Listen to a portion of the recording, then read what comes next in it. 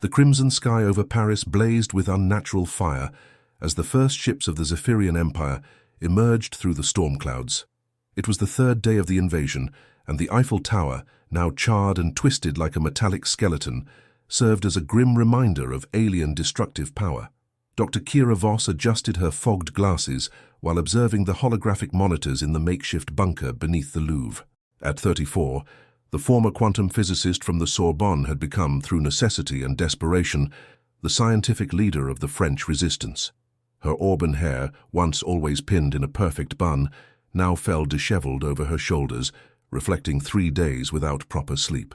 "The movement patterns make no sense," she murmured to her team, pointing at the erratic trajectories of the invasion ships on screen. "They don't follow any physics we know. It's as if they glide through space-time itself." Captain Zex Mordaine, a 42-year-old veteran of the Foreign Legion, with scars telling stories of conflicts across 3 continents, slammed his fist on the improvised table. "Physics or not, Doctor, they're devastating our country. Lyon fell yesterday. Marseille is under siege. We need solutions, not theories." Kyra sighed deeply, feeling the weight of expectations. Around them, the resistance team worked in tense silence. Engineers, hackers, soldiers, and scientists united by the only thing they had left: the determination not to surrender. The air carried the scent of burned circuits and cold coffee, a mixture that had become the fragrance of resistance. "Captain," said Nyx Raven, a 19-year-old hacker with platinum hair and green eyes bright with determination, "I've managed to intercept more alien communications. They refer to us as noisy ants. Apparently our resistance amuses them." Zex's fist clenched tighter. On the wall behind him, a map of France showed red dots spreading like an infection, each representing an occupied or destroyed city. Bordeaux, Toulouse, Nice. One by one, France's cultural jewels fell under alien dominion. "Amuses them." Kyra's voice carried a coldness her former students had never heard. "We'll see who laughs last." She turned to Dr. Atlas Quantum, her former mentor and now partner in resistance. At 67, the Nobel laureate physicist maintained an upright and determined posture, his grey hair impeccably styled even under the most adverse circumstances. "Atlas, you mentioned there was a possibility, something about tachyon fields and temporal manipulation." The older man nodded gravely, adjusting his gold-rimmed glasses. "Theory only, ma chère. But if we can replicate the energy signature of alien ships—" He paused, looking directly into her eyes. "We could create our own version of their technology. We could become ghosts." Nyx raised her head from the computers, her fingers still typing rapidly. "I've already tracked their ship patterns. They don't move linearly through space. They jump between dimensions for fractions of seconds. That's why our missiles pass right through them." "Like ghosts," murmured Zex, his expression changing from frustration to something that might be hope. "Can you do it? Can you make us invisible like them?" Kyra closed her eyes for a moment, mentally calculating possibilities. When she opened them again, there was iron determination in her gaze. "Not invisible, Captain. Something much better." She approached the holographic board and began drawing equations in the air, her hands dancing through the projected light fields. "If we can synchronize our own tachyon field generators with their dimensional frequency, we won't just be invisible. We'll be able to attack from parallel dimensions. Ghosts that can touch the real world," whispered Atlas, immediately understanding the implications. "Exactly. But there's a problem." Kyra paused, her expression becoming somber. "The energy required. We'd need to drain all of Paris's electrical grid, and even then we'd have maybe an hour of operation before the generators overloaded." Zex approached, his steps echoing in the underground bunker. "1 hour to change the course of an entire war?" "1 hour," confirmed Kyra, "to show them that the French noisy ants have very sharp teeth." Outside, the distant sound of explosions echoed through the reinforced concrete walls, reminding them that every wasted minute was another French life lost, another piece of the country's rich cultural heritage reduced to rubble. But for the first time in 3 days, there was something beyond despair in the bunker's air. There was the dangerous seed of hope.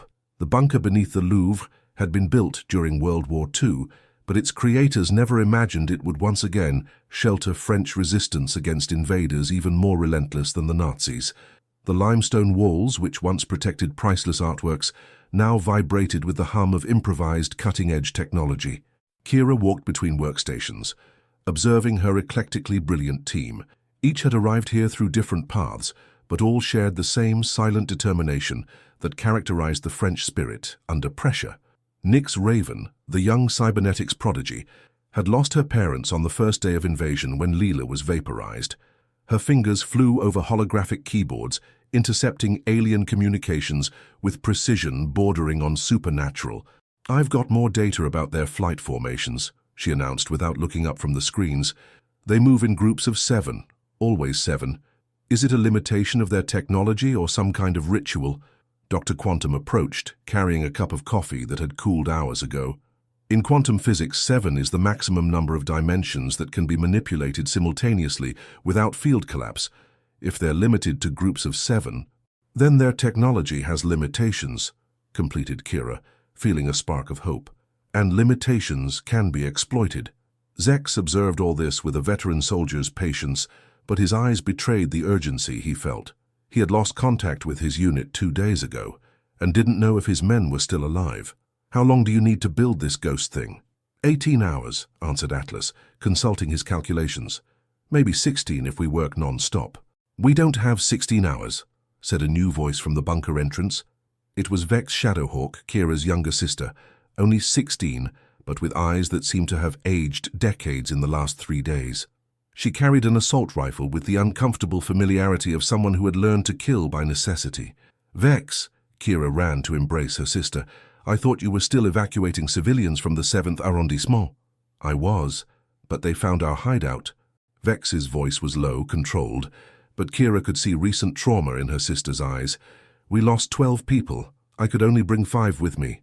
Behind Vex, a small group of survivors entered the bunker, 2 wounded soldiers, a nurse, and an older man Kyra recognized as Professor Orion Nexus, a specialist in medieval archaeology from the Sorbonne. "Orion? What are you doing here?" The professor, a thin 58-year-old man with a carefully trimmed grey beard, approached carrying a heavy backpack. "Kyra, you won't believe what I found in the library archives before it was bombed." He opened the backpack and withdrew ancient documents, carefully protected in plastic bags. 15th and 16th centuries, accounts of ghost ships that appeared during battles, moving impossibly, disappearing and reappearing. Nyx stopped typing for the first time in hours. "Are you suggesting they've been here before?" "Not they," said Orion, spreading the documents on a table. "Us, humans using similar technology. Look at these illustrations. Ships that dance between dimensions, warriors who walked through shadows." Atlas leaned over the documents, his eyes widening.